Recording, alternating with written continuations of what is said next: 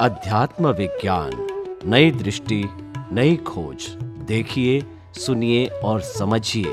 अध्यात्म विज्ञानी पूज्य स्वामी श्री कमलेशानंद जी के निर्देशन में सनातन सत्य का अनुसंधान कर जीवन को प्रकाशित करें। आत्मज्ञान होना और आत्मा का अनुभव होना, उसके अंदर जमीन आसमान का अंतर है। आत्मज्ञान का मतलब होता है मैं आत्मा हूँ, वो शरीर होके भी मैं मानता हूँ और अनुभव करता हूँ। इसका मतलब उस समय मन वचन काया की जो अनुभूति उनको होती है वो मेरे को नहीं होती है। मगर मैं आत्मा में नहीं हूँ, मगर मैं शरीर में नहीं हूँ, क्योंकि मैं आत्मा को मेरा स्वरूप मानता हूँ। इसीलिए शरीर की अनुभूति मेरी अनुभूति नहीं रही। मैं एक सिंपल एग्जांपल दे दूं आपको, सिंपल एग्जांपल, ताकि आपको बात समझ में आ जाए। दोनों बच्चे बाहर झगड़ रहे हैं, गुस्सा कर रहे हैं, फिर मारामारी कर रहे हैं और फिर चिल्ला रहे हैं। आप घर में बैठे हैं, घर में बैठे बैठे ये बच्चे की आवाज सुनी, आपने देखा कौन झगड़ रहा है, शायद मेरा बच्चा भी हो सकता है। आपने देखा और दोनों मारामारी कर रहे थे, मगर दोनों में से एक भी आपका बच्चा नहीं था। आपको क्या होगा? किसी प्रकार क्रिया नहीं। आधा घंटे एक घंटे के बाद दूसरी बार ऐसी आवाज आई, दोनों बच्चे झगड़ रहे थे, आपने दूसरी बार देखा, इसमें से एक बच्चा आपका था। फिर क्या होगा? क्रिया होगी, थोड़ी मन की क्रिया होगी। हाँ, तो बच्चे से हुई या आपके बच्चे से हुई? अपने बच्चे से। बच्चे से नहीं हुई, मेरा बच्चा से हुई ना? हाँ, मेरे बच्चे से। बस तो ये क्या है? मान्यता। मान्यता बच्चे से नहीं हुई है, मेरे बच्चे से हुई। आप समझो पहले, मेरा एग्जाम्पल ध्यान से सुनो। बच्चे से नहीं हुई आपको, हाँ। मेरे बच्चे से। तो मेरा बच्चा वो कनेक्शन है, बच्चा वो कनेक्शन नहीं है। आप समझे क्या? नहीं समझ में आया ना? तो मेरी बात हो गई तो क्या हो गया फिर? तो अगर ये शरीर मेरा है तो फिर मेरे को इफेक्ट होगी, मगर शरीर से मैं, तो शरीर का इफेक्ट मेरे को कैसे होगी? अलग हो गए ना। इनको तो होगी मगर मेरे को नहीं, क्योंकि मैं शरीर। ये बच्चा मारामारी कर रहा है तो उनको तो इफेक्ट होगी, मगर मेरा बच्चा नहीं तो मेरे को इफेक्ट, और मेरा है तो बात बच्चे की नहीं है, बात मेरा है, वो बिल्डिंग है। शरीर मेरा है, वो क्या है? अगर शरीर मैं नहीं हूँ, मैं शरीर से मुक्त हूँ, तो शरीर की इफेक्ट मेरी इफेक्ट बस। अच्छा, इफेक्ट तो कर ही जाएगा। इनको तो आएगा ना। हाँ, इनको शरीर का। शरीर तो कर्मों की भुगतान का साधन मात्र है, तो इनको इफेक्ट आएगी कि नहीं वो तो सब्जेक्ट ही नहीं है, वो तो कंपल्सरी है। राम को भी इफेक्ट थी, कृष्ण को भी थी, महावीर को भी थी, तो इसमें शरीर को आएगी कि नहीं आएगी वो तो विषय है ही नहीं। वो तो सबके लिए है। तो इसीलिए मेरे शरीर को आई, उनके शरीर को नहीं आई, वो तो बात ही नहीं है। आप समझे ना? बात यह है कि शरीर होते हुए भी अगर आप शरीर से मुक्त रहते हैं तो शरीर की इफेक्ट आपको नहीं होती है। और इसको कहते हैं मैं आत्मा में रहता हूँ। आत्मा मतलब आत्मा, मैं शुद्ध आत्मा हूँ, वो दृष्टि में रहता हूँ। मैं शरीर हूँ, वो दृष्टि में नहीं। मतलब आत्मज्ञान प्राप्त नहीं हुआ। आत्मज्ञान उसको बोल सकते हैं, केवल ज्ञान नहीं बोल सकते हैं। मात्र आत्मज्ञान हो। हाँ, आपने जब आज शादी किया तो आपको ज्ञान हो गया कि मैं किसी की पत्नी हूँ, मगर पत्नी हो गई नहीं हूँ, अभी पत्नी होने की शुरुआत हुई। नहीं समझ में आया? आपको बिलीफ मिली है, शादी किया तो क्या मिला? पत्नी हो नहीं गई है। पत्नी होने की क्या होगा? अभी जब जीवन जीवोगे तब मालूम होगा पत्नी किसको कहते हैं और पति बोलते नहीं है। शादी होने से अनुभव नहीं होता है, अनुभव शुरू होता है। और हम क्या कहते हैं? पति पत्नी हो गए, नहीं हो गए, अभी तो टाइटल मिला है। जब 70 ईयर्स गुजारोगे साथ में, बाद में मालूम होगा कि पति किसको कहते हैं या पत्नी किसको कहते हैं। तो टाइटल अलग चीज है और मैच्योरिटी अलग चीज है, तो हर बात तुम्हें समझना पड़ेगा। आत्मा हूँ ऐसा मानना एक अलग बात है, अनुभव करना अलग बात है। तो आपने शुरुआत किया कि मैं आज शरीर नहीं हूँ, मैं आत्मा हूँ। इसका क्या किया आपने? तो इसको आत्मज्ञान बोल सकते हैं, केवल ज्ञान नहीं बोल सकते। केवल ज्ञान का मतलब अनुभव हो गया है। और आत्मज्ञान का मतलब मैं आत्मा हूं ऐसा आपने माना, जाना और समझने की कोशिश किया और अवस्था में इस ज्ञान का आपने उपयोग भी किया तो अनुभव भी होगा, मगर वो आत्मा का अनुभव नहीं है, आत्मा की दृष्टि का अनुभव होगा। अगर आत्मा का अनुभव हो गया तो फिर पुरुषार्थ की जरूरत ही नहीं है। तो यहाँ का जो मोक्ष है अज्ञानतिक बोला जाता है, तो इतना ज्ञान होने से मिल जाएगा क्या? जैसे शरीर से मैं अलग हूँ, इतना अनुभव हो गया तो यहाँ का जो पहला मोक्ष है वो मिल जाएगा। हाँ, सभी प्रकार का अज्ञान आपकी दृष्टि में निकल जाएगा तो अच्छा। क्या बताया?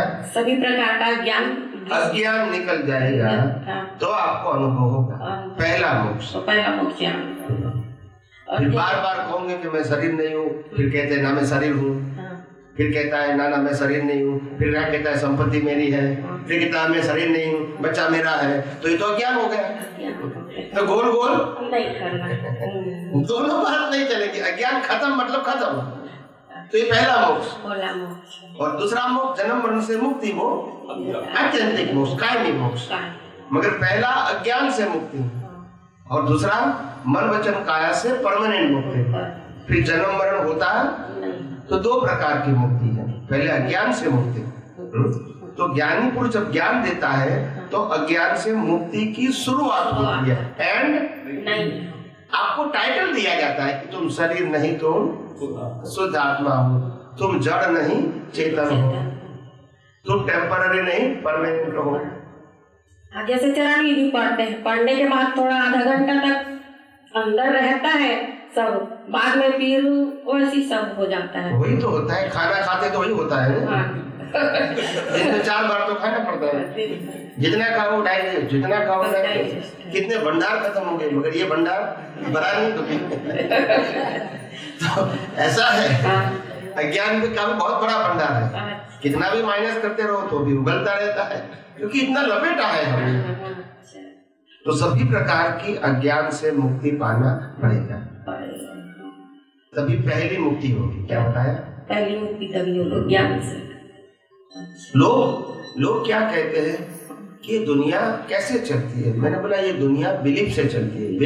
बिलीफ समझते हैं ना? बिलीफ का मतलब होता है मान्यता से चलती है। तो बोलता है स्वामी जी ये मान्यता इतना बड़ा काम करती है। मैंने बोला आप क्या समझते हो मान्यता की बिलीफ की ताकत क्या समझते हो? एक बार शादी कर दिया 20 साल की उम्र में और 70 इयर्स की रिस्पॉन्सिबिलिटी लेते हैं बिकॉज ऑफ बिलीफ, बोलते नहीं। शादी के साथ फिर पढ़ लिया और 70 इयर्स की जिम्मेदारी ले लिया। ये बिलीफ का पावर कम है क्या? ना तुम छोड़ सकेंगे ना वो छोड़ सकेंगे, यही तो बिलीफ का बंधन है। तो ये बंधन छोटा नहीं है, तो ये बिलीफ का पावर है। तो बिलीफ का पावर ऐसा है जो हमारी खुद की मान्यता है, वो शाश्वत मान्यता नहीं है। तो आत्मा का पावर कैसा होगा जो शाश्वत है? ये तो बिलीफ का पावर है। तो आत्मा का पावर कैसा होगा? जिसकी हाजिरी में बिलीफ है, आत्मा नहीं है तो बिलीफ भी नहीं रहेगी। स्वामी जी जैसे अनुभवी ज्ञानी पुरुष अपने को अनुभवी ज्ञानी पुरुष मिलने के बाद क्या ज्ञान विधि की जरूरत है क्या? अनुभवी ज्ञानी पुरुष जो उनकी जो मेथड होती है वही ज्ञान है। क्या बताया? मेथड। हाँ, कोई भी इस दुनिया में ज्ञान देने के लिए कोई स्टैंडर्ड मेथड होती नहीं है, मगर अनुभवी पुरुष जिस प्रकार से वो ज्ञान देते हैं वो अपने आप उस समय का मेथड हो जाता है। अभी जो दे रहे हैं वो वही मेथड बोला जाएगा। बस राम ने क्या किया था, कैसे ज्ञान दिया था, इसी तरह कृष्ण ने कैसे दिया, प्रश्न का किया उत्तर दिया। महावीर ने कैसे दिया, प्रश्न किया उत्तर दिया। यही तो होगा। और दादाजी जो शुद्धात्मा बुलाते थे वो उनके माध्यम से मेथड थी। वो कोई भी मेथड सनातन सत्य नहीं होती है, मगर हर अनुभवी पुरुष की मौलिक मेथड होती है। क्या होती है? इम्पोर्टेंट मेथड का नहीं है, इम्पोर्टेंट वो मेथड से जो दृष्टि मिलती है उसका है। तो मेथड के ऊपर मत जाओ। मगर हम आज तक यही सोचते हैं कि इस प्रकार की मेथड से ज्ञान लोगे तो ही इसको ज्ञान कहेंगे। वो आपकी मान्यता है। न राम ने ऐसा दिया, न कृष्ण ने ऐसा दिया, न महावीर ने ऐसा दिया है, तो क्या वो ज्ञान नहीं था? हाँ ना, ज्ञान था। बस 24 तीर्थंकरों ने ऐसा दिया, सभी ने ऐसा विधि नहीं दिया। और उसके बाद भी बहुत सारे ज्ञानी हो गए। अभी श्रीमद रामचंद्र हो गए, रामकृष्ण परम रमण महर्षि, ऐसे बहुत हो गए। क्या लोगों ने ज्ञान नहीं दिया था? क्योंकि यही मेथड थी। तो मेथड को आप सनातन सत्य मत मानो, गलत भी मत कहो। ये अनुभवी पुरुष का अनुभव और अनुभव देने की रीत थी, तो उसमें कोई क्वेश्चन करने की जरूरत नहीं है। मगर सभी अनुभवी पुरुष यही प्रक्रिया का फॉलो करेंगे, ये करें, ये मैं कहना चाहता हूं। आप समझे कि नहीं समझे? बस हर अनुभवी पुरुष की अपनी मेथड होती है ज्ञान देने की। समझ में आया? बस तो उसमें मेथड को आप सनातन सत्य नहीं बोल सकते। मेथड से दिया हुआ जो ज्ञान है, अनुभव ज्ञान, वो हमको सनातन सत्य की ओर ले जा सकता है। सब समझ में आया कि नहीं? जी। हर व्यक्ति को यही कंफ्यूजन रहता है, और इसीलिए मेरे को हर बात में फिर साइंस को बीच में लाना पड़ता है। क्या करना पड़ता है? क्योंकि आपके पास रिलेटिव सत्य है और मेरे विजन में सनातन सत्य है। क्योंकि आपका विजन रिलेटिव सत्य के बेस पर पक्का हुआ है, तो बार बार वो बीच में आता है। आप समझे? कई लोग मेरे को कहते कि स्वामी जी आप तो ज्ञान विधि कराते नहीं, फिर हमारी दृष्टि कैसे बनेगी? मैंने बोला ज्ञान विधि देना वो एक मेथड है, उसी से ही दृष्टि दिया जाता है। वो कोई शाश्वत मेथड नहीं है, कोई भी प्रकार से दिया जा सकता है। देने वाला अनुभवी होना चाहिए, ये इम्पोर्टेंट बात। तो मेथड कौन सी है वो इम्पोर्टेंट नहीं है। तो आप अनुभवी हैं, हमको उसको कैसे पता लगेगा स्वामी जी? आपके वाणी से पता चलेगा या कैसे हमारी दृष्टि में आए कि आप अनुभवी हैं? जैसे अनुभवी व्यक्ति का प्रमाण ये होता है उनकी हर बातें मौलिक होती है, परंपरागत नहीं होती है। परंपरागत समझते हैं? जी। जो किताबों में छवि है वो बात नहीं करते हैं, अपने अनुभव के आधार से, अपने दर्शन से सिद्धांतों की बात करते हैं। परंपरागत बातें नहीं करते हैं, परंपरागत बातें करते हैं। इसको साधु संत या सन्यासी बोलते हैं, या तो स्थूल भाषा में इसको टीचर बोलते हैं। टीचर समझते हैं? जो सिलेबस के मुताबिक पढ़ाते हैं। नहीं समझ में आया? नहीं समझ में आ रहा है। जो किताबों में जो लिखा है वो सिलेबस के मुताबिक पढ़ाते हैं, इनको टीचर कहते हैं। क्या कहते हैं? इनको अनुभवी विज्ञानी नहीं कहते हैं। अनुभवी विज्ञानी स्वयं होते हैं। उनकी जबान कैसी होती है? स्वयं होती है। और प्रमाण होती है। प्रमाण समझते हैं? प्रमाण होता है। तो अनुभवी व्यक्तियों का प्रमाण होता है। और दूसरी बात ये होती है कि अनुभवी व्यक्ति जो होते हैं वो क्या करते हैं? वो कभी ये नहीं कहेगा कि ये ज्ञान या विज्ञान मेरा है, ऐसा कभी नहीं कहेगा।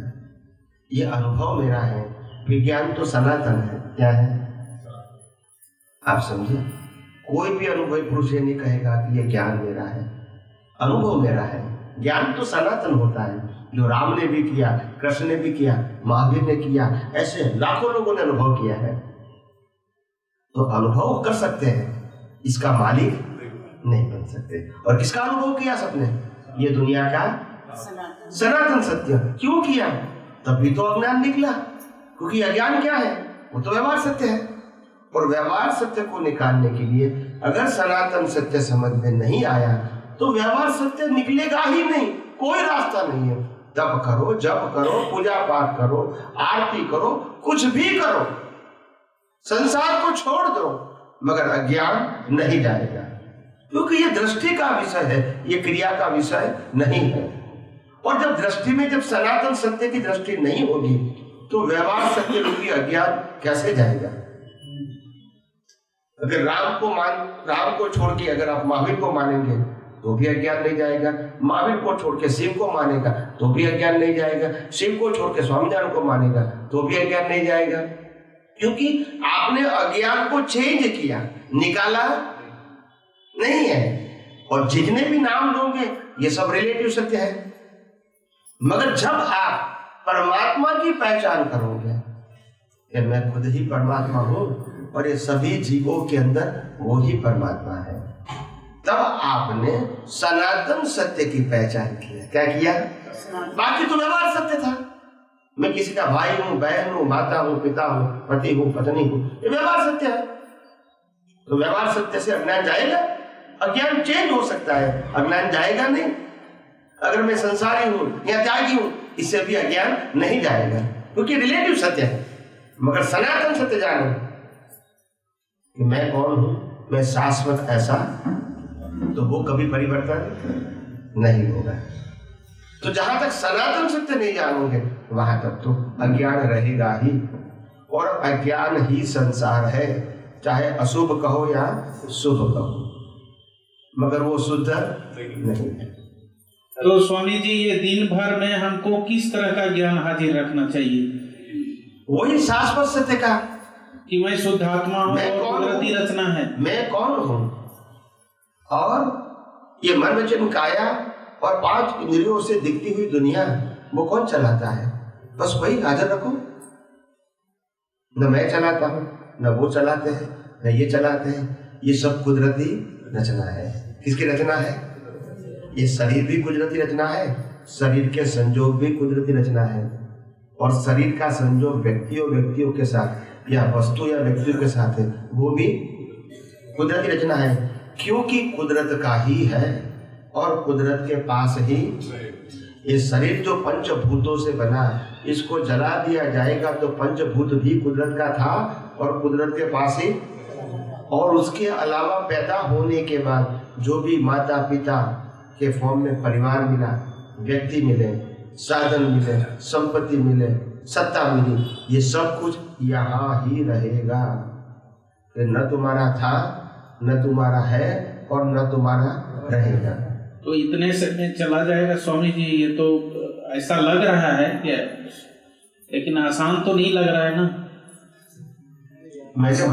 मैंने वही कहा कि जो आसान है वो डिफिकल्ट लगता है, और जो डिफिकल्ट है वो आसान लगता है, और यही सबसे बड़ी विडंबना है।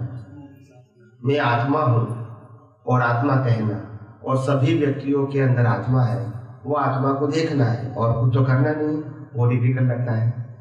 ये मन वचन काया ये कुदरती रचना है, और मन वचन काया को चलाने वाले भी कुदरती रचना है, और सभी व्यक्तियों के मन वचन काया और उसको चलाने वाला कौन है?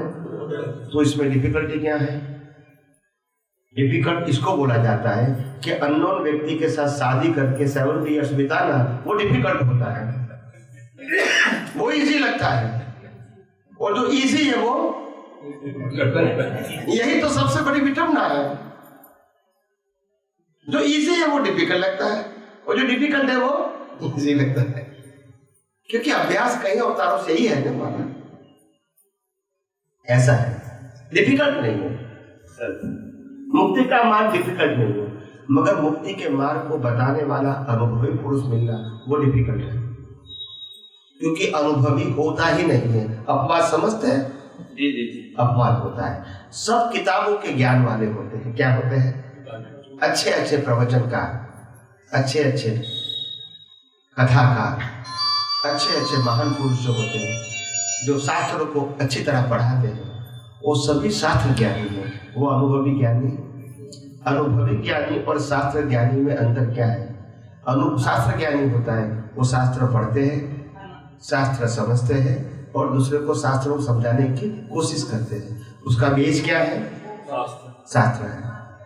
और अनुभवी पुरुष जो बोलते हैं इससे शास्त्र बनते हैं, मगर वो शास्त्र से नहीं बोलते। नहीं समझ में आया? नहीं समझ में आ रहा है सब।